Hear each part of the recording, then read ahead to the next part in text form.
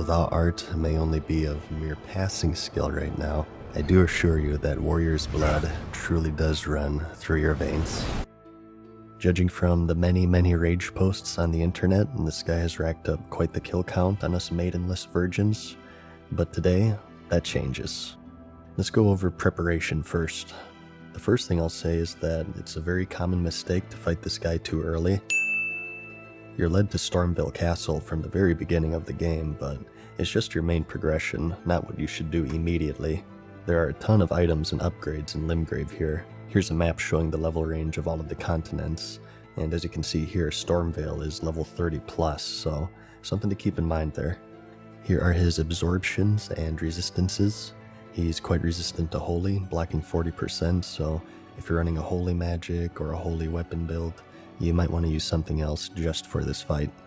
There's also a special item you can use for this fight called Margit's Shackle that will stun him, allowing you to get some hits in.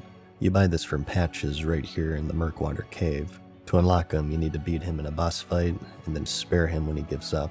It costs 5,000 runes, so it's pretty hefty, but it's reusable, so no worries about having to drop 5,000 for each attempt.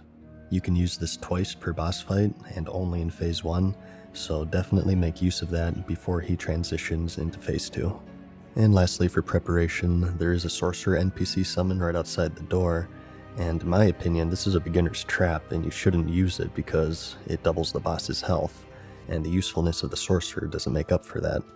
The thought process here being that his tough phase is Phase 2, and by the time you reach that, a lot of the times your sorcerer will be dead, or at least near dead, so you're basically shortening the easier phase and prolonging the harder phase. Aside from that, you can also summon players to help you, which requires you to use a Furl Calling Finger Remedy before you'll see their signs. And after getting torn and returning to the Church of Ella at nighttime, this witch will give you a Spirit Calling Bell and Wolves, which you can also use on Margit. They don't really deal that much damage, but they serve as a nice distraction so you can get some hits in. In my opinion though, the Jellyfish is better since it's a little more tanky, and it's pretty close too. You get it by exhausting the dialogue with this woman at the Stormhill Shack right here on the map. So anyways, getting into the actual fight here, not counting the first time cinematic fight, he'll start on the opposite end of the room, which is exactly where you want him to be. The easiest strategy for Margit, if you ask me, is keeping him at range because that's when he uses moves that are easier to handle. So you want to start off the fight by implementing 2 dominance asserting teabags. This triggers him greatly and makes him more aggressive, which is what we want. Maintain your distance at the start here until he throws his stupid little daggers at you. They're trivial to dodge at such a long range, and if you want style points, you can even use the environment to absorb the hits for you. And you want to maintain your distance still. You're waiting for one of 2 things to happen. Either he'll start sprinting towards you, and he'll do this jumping leap, which is one of his easier moves to dodge and is highly punishable. In fact, if you want, you can just untarget him and sprint forward to sneak under him, no dodge needed, and that's a really consistent way of getting around this ability. And from there, you can get quite a few hits in as a punish. Adjust to your spec accordingly. Maybe you're ranged, and you can see this as an opportunity to create some distance for some ranged hits. And keep in mind that he only uses this variation in Phase 1, so you want to take advantage of it as much as possible while you can. And the other thing that'll happen at around this medium-ish range is he'll start using this bald bull charge. A few different ways of handling this. Ideally, you can either parry it or dodge it. You can block it as well, but I think it's kind of a waste since it is a fairly easy move to dodge, and it's just a waste of stamina to block it if you ask me. If you choose to dodge it, you have 2 choices here. You can either maintain your distance until he starts to actually charge, in which case you'll get a double whirlwind, or alternatively, if you go to meet him before he swings, he'll change into this one single hefty overhead. If you're quick enough, you don't even need to dodge. If you're directly behind him when he's winding up, or on his left leg as you can see here, you can even start attacking before he swings to get some more damage in. Just be careful if you have a weapon that carries you forward a lot when you swing, since that will probably get you hit here. And alternatively, if you want to try to deal with the charge instead, again, this is a 2-hitter, so after your first dodge, what you want to do, if your weapon allows it, is to weave in a light attack, and then follow that up with another dodge for the second swing, which you also have time to punish. Something that will take you a long way in this game are setups and animation buffering. This isn't a Margit thing. This is something that'll help you with every single boss in the entire game. And this will vary between person to person depending on what you're using, but it just so happens in this clip with this club, as long as I dodge the first hit with relatively good timing, if I follow that up immediately with a light hit, and then immediately after that, a dodge for the second swing, it's free. So this clip that you're watching, there's no timing outside of the first dodge, as the animation time of that light swing serves as sort of a buffer such that if I mash dodge after the hit, it's free every time. I use this method a lot in this fight in various ways. I guess I'll mention it when we get to it, but something to experiment with your own weapon and playstyle. It can be very beneficial, I assure you. So that's the slower but safer method of fighting him, just trying to keep him at this medium-ish, longish range. If you don't mind being a little cheesy, you can also just use that method I showed you in the grafted Scion fight and just sprint back and forth trying to bait out attacks and then trying to punish the easier ones.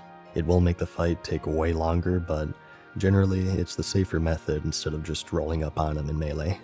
You can of course go up in his grill like you're seeing now, it's just that his melee moveset is pretty varied and it's the harder method of fighting him in my opinion. If you try to block everything, you'll just run out of stamina, so a bit of dodging is required for a lot of these strings. At least if you're talking the appropriate level and upgrades and everything. And you can also make things easier if you are willing to parry.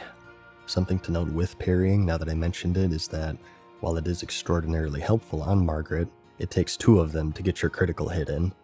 Moving on to some of his more important moves though, he will also have this big 2-hander windup in melee range sometimes. It's similar to that one from the charge if you close that distance fast enough.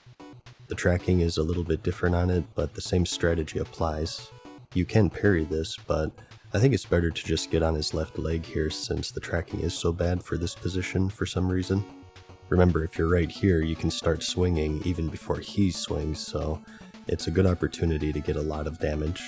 This is one of the moves that you'll be happy to see because it is so heavily punishable. Aside from that, he also has this little double dagger slash. This one is kind of tough because it's quite fast. What I do is dodge camera left near his foot. Doing so with good timing usually beats the tracking on this move and allows for a couple of hits as a punish. And a lot of the times, if you're near him and behind him, he'll do this little tail sweep. It's not too bad. There's a pretty big windup on this. You can use it as a chance to roll away if you need to heal or something, or if you're playing a ranged build. Otherwise, if you want to stay aggressive, you can dodge into it and punish. But what I prefer doing is jumping it. This is a pretty low sweep, and jumping it allows you to get in a jumping heavy or a light, depending on your weapon. Yeah, jumping attacks are OP in this game, because not only do they deal high damage, but they also deal stagger damage, so anytime you can find an opportunity to sneak one in, you should take it. Just be careful you don't Anakin yourself though if he has the high ground, as this battlefield is pretty steep at some spots. And next, he'll have this fast upward swing. Now generally, he'll mainly use this if you're trying to walk into melee range while he's waiting for you. He'll either follow it up with nothing if you get behind him far enough. Otherwise, if you fall short, he'll either do a fast dagger or a slow overhead. So because of that mix-up, this is a pretty dangerous move to go in on, so I don't recommend it unless you have fast reflexes. The next few moves you'll see here are both used in melee range and as common wake-up moves if you happen to get a parry crit or a stagger. First is this pretty fast right-handed sweep from your right, followed by a back jump. Again, if you can, try to parry it, or else you'll just miss out on some damage. You really have to be on point for that though, because it is quite fast. I definitely recommend using the buckler if you do try to parry it, as it's a bit faster than the other normal shields. Otherwise, this will just have to be something you dodge or block, which if you're ranged, I guess it works out for you. If you are trying to zone him, this is actually a good move to see. He also has this slower version where, instead of the back jump, he'll just lead into another sweep, this time from your left, and from here you either get a fast dagger into a back leap dagger, or a slow poke into a dagger. So it's another tricky mix-up here. Not the best move to go on in my opinion, but there are some of his patterns that'll hopefully help you if you decide to be a Billy badass. Thou art of passing skill. Warrior blood must truly run in thy veins. Tarnished. At around 60-ish%, he'll enter phase 2, and this is where he starts using his hammer. It is a two-parter, a hammer sweep into a jumping leap, and remember, this jumping leap replaces that other leap from phase 1. It's about as easy to dodge, I'd say, but it's tougher because it doesn't have nearly as much downtime. Like as you can see here, even with this fast dagger, I can only get one hit in before he's ready for his next move. Anything more than that, you'll just end up trading damage. Another phase 2 exclusive is this double Excalibur swing into a poke. This move has insane tracking, and it's set up in such a way that even if you have perfect dodge roll timing on the first swing, the second or third hit will track and hit you pretty often if you dodge to the left or the right of him. The most consistent way I found of dealing with this is to first just try to bait it out of him. Otherwise, if you are caught on top of him, try to dodge away, trying to outrange the second and third hits. And another move is this hefty double tap with his staff and hammer, and this can also be a pretty tough one to deal with. It has very good tracking, an insane cone, and it requires near perfect dodge timing to dodge both hits. For me, I say you try to dodge away from it, and you also want to dodge earlier than expected, if that makes sense, because what gets people with this move is that they'll look at his hammer hand and try to dodge off of that, and while waiting for it, he'll sneak in that staff hit, which is hardly telegraphed at all. He also gets this big combo. This one seems pretty intimidating at first, but I found it pretty consistent that as long as you have a good timing on that first dodge, just mashing dodge 2 more times while going clockwise around him will get you out of it with 0 hits. And last but not least, he also has this super slow overhead hammer swing. For this, you just want to dodge into him and get some swings in as a punish. It is a pretty punishable move, although he does use it quite rarely in my experience. If you get it, you should be happy because it is one of the easier moves to deal with in my opinion. And that's Margit. He's a handful. In summary, I will stress again that it is a much harder fight if you are in melee range the whole time, unless you have a really aggressive stagger build or something.